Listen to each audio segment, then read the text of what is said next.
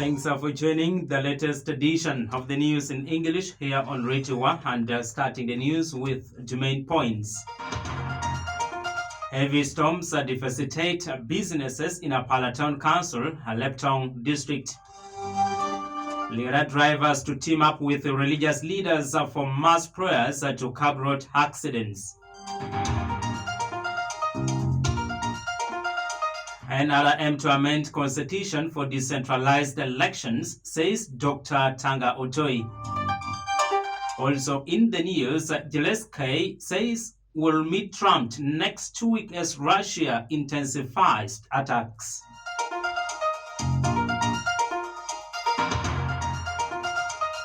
It's a pleasure having you tuned in to this latest edition of the news here on Radio 1. I'm Steward Bua, and the news in detail. Starting off, two separate heavy downpours accompanied by strong winds and hailstones have severely disrupted business operations in Apala Town Council, Leptong District. Speaking in an exclusive interview, Judge Sunday Opio, the local council 3 chairperson of Apala Town Council, confirmed the incidents, noting that the storms struck the area last week, with the most recent one occurring on Thursday. The powerful winds blew off roofs of several shops at Konapala, causing widespread destruction. Opio said the first storm damaged a building that housed 3 shops, while the second one destroyed another building with 5 shop units. Many of the shop owners lost property and stock. He further explained that the storms affected not only Konapala, but also several other cells and surrounding areas within the town council. Key affected locations include Chungachihi and Bediwaro wards, as well as the villages of Alango and Wiyao, among others. The storm also knocked down multiple electric poles, plunging parts of the town into darkness and further compounding the crisis for the affected residents and businesses. Mayor or the chairman Opio revealed that due to the town council's limited capacity to respond to the disasters of this magnitude, the town clerk has documented the damages and submitted a report to the district authorities for possible intervention and support. He called on the government and the well-wishers to come to the aid of the affected business owners and residents in the area, many of whom are now counting heavy losses. The Lira Municipality Taxi Operators in Yogasako, in partnership with the Lango Religious Leaders Forum, is organizing a citywide spiritual mass prayer aimed at reducing the growing number of road accidents in Lira City. Speaking in an exclusive interview, Bernard Nyeko Masanga, the General Secretary of the SACO, expressed concern over the alarming increase in the fatal road accidents. He attributed the causes to overspeeding, reckless driving, and limited knowledge of the traffic laws among the road users. He said over 4 people have lost their lives within just 1 week along the Chuba Road stretch in Lira City. The road section between Angwet and Udokomit has become a black spot, Nyeko said. Among those who recently lost their lives on the road are Sam Anyeko and his wife, both non-members of the community, and the wife to J.B. Akacha, also known as Akacha Luero, who is the vice chairperson of the NRM Veteran League for Lira City, were also among the victims, along with several others. In response to these tragic incidents, Nyeko announced that the organization will collaborate with religious leaders to hold interdenominational prayers. According to Nyeko, similar prayers were conducted in 2019, and the city recorded a notable drop in road accidents thereafter. The planned prayer walk will cover 4 major roads in Lira City, and those roads are Angwet, Amucha, Hanai, and Akia, before culminating in a grand prayer session at Lira Coronation Park.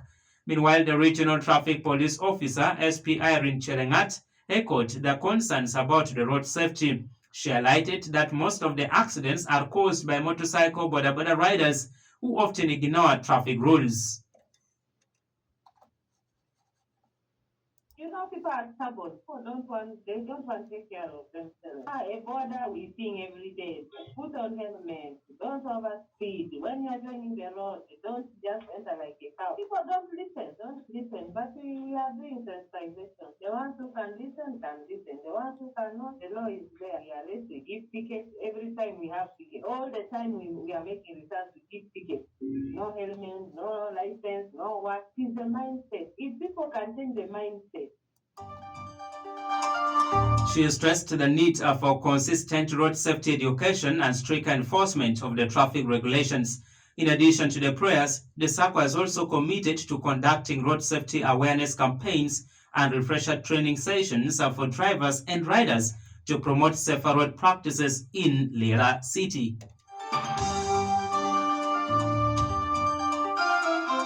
In another news, in a landmark resolution passed during the first session of the first meeting of the National Executive Committee, NEC, the Democratic Party DP announced that it will not field a candidate for the presidency in the upcoming general elections. Instead, the party will dedicate its energy and resources to contesting and winning parliamentary and local government seats across the country. The motion was moved by Honorable Dr. Fred Mokasambite, Vice President of the DP, and seconded by senior party figures including Mr.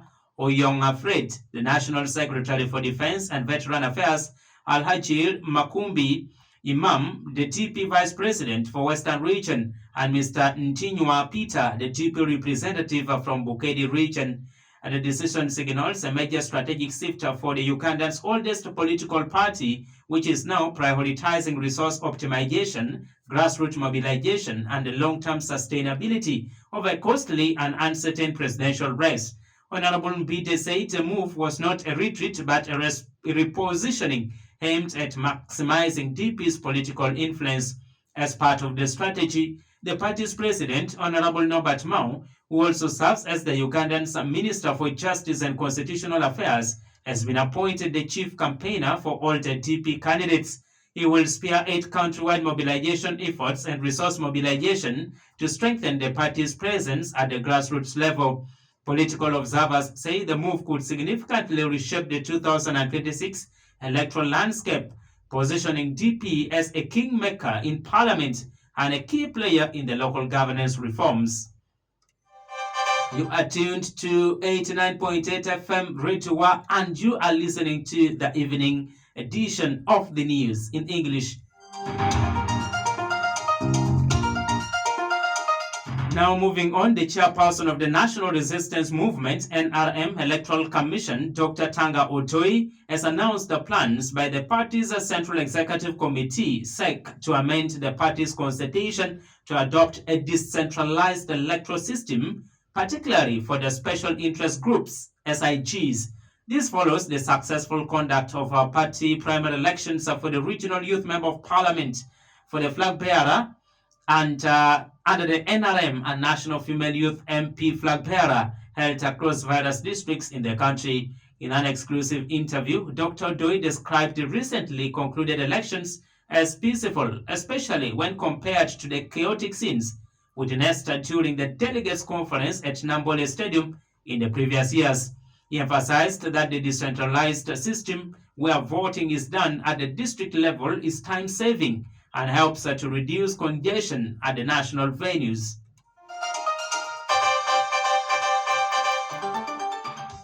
No, we've not received the conflict, but just in the case it comes second and answer. We've not received the conflict. I think the most peaceful whatever is this one. It is actually a treat that we can go back to the district and we can do better. We can do better. When we go to the district, looks like we can do better than we have been doing because the people are near the people. We are in an environment of peace. There is no this hooliganism. Kampala cannot torture them. However, not all candidates are satisfied with that process. Mr. Hilary Oremo Odwe, an aspirant for the Northern Youth MP flag bearer seat, has rejected the results, citing widespread electoral malpractice, including vote bribery and intimidation. Oremo stated that he has evidence in form of photos and videos to support his claims.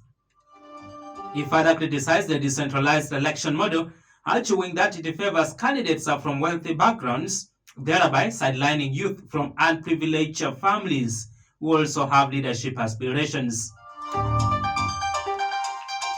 Now, the decentralized primaries held on Thursday, September 18th, 2025, attracted 12 candidates contesting for the NRM, Northern Youth MP flag bearer under the NRM party, and Helma Kapel Chela, representing the Karamoja sub-region, emerged victorious, securing 602 votes, which translates to 74.7% of the total vote.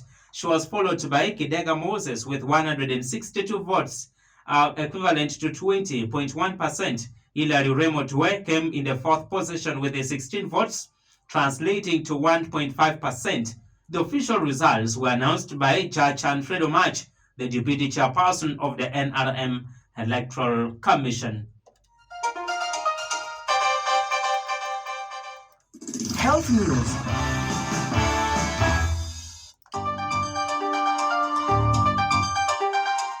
In health, a key U.S. vaccine advisory committee has voted to stop recommending older adults to get the COVID-19 vaccine, which has until now been officially approved for most Americans annually since the pandemic.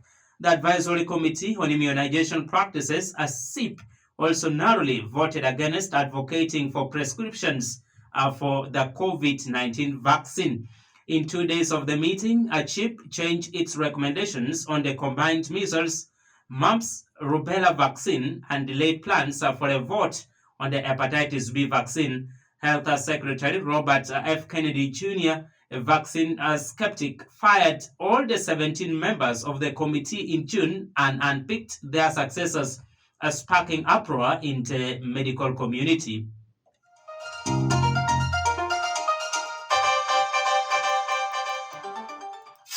International news.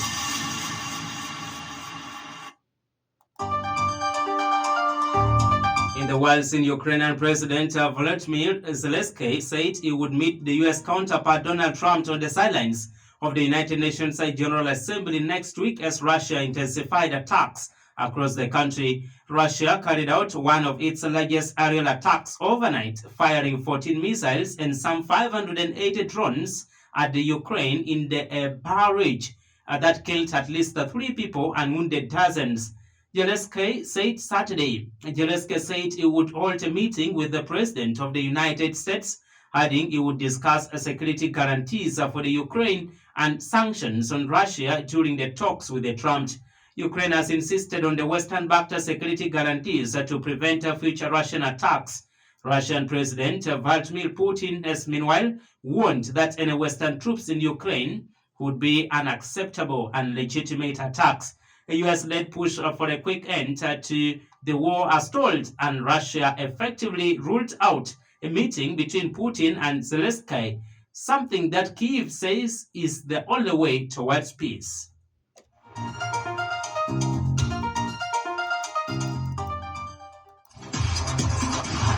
Bua Sports on 89.8 FM for updates on the latest sports news. Nine Sports Liverpool made it 5 wins from 5 as their flawless start to their defense of the Premier League crown continued with a victory in the Merseyside derby against Everton at Anfield. Arne Slot's side established early control when Ryan Gravenberch clever lifted and finished from Mohamed Salah's pass put Liverpool ahead after 10 minutes. Gravenberch turned provider just before the half-hour mark when he played onto Hugo Ekitike to beat Everton keeper Jordan Pickford with a low shot.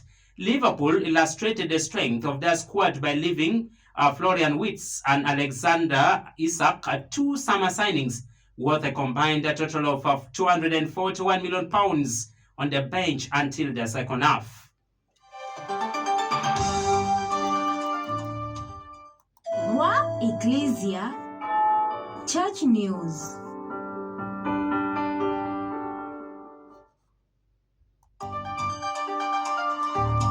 Father Wilfred Ezemba of St. Paul's Parish in Kogi State in the north-central Nigeria became the latest victim of a virtual epidemic of kidnappings of Christian clergy and other leaders, which at least one expert believes is part of the attempted anti-Christian genocide in the African's more populous nation. Ezemba was taken on September the 13th by unidentified gunmen while traveling along a local road with a group of other commuters.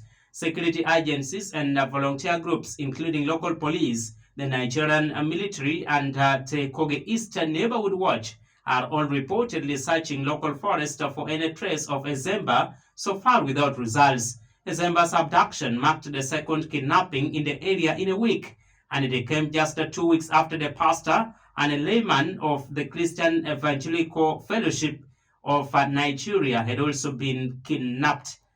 To end the news, let's have here to recap of the headlines.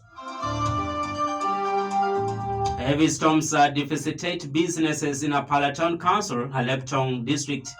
Leader drivers to team up with religious leaders for mass prayers to curb road accidents. Another aim to amend constitution for decentralized elections, says Dr. Tanga Otoi. Zelensky says we'll meet Trump next week as Russia intensifies attacks. Listener, this brings us to the end of our news on Radio Wa this evening. And for this weekend edition, we say thanks for tuning in, and also thanks for supporting our newsroom always. I wish you the best of your evening.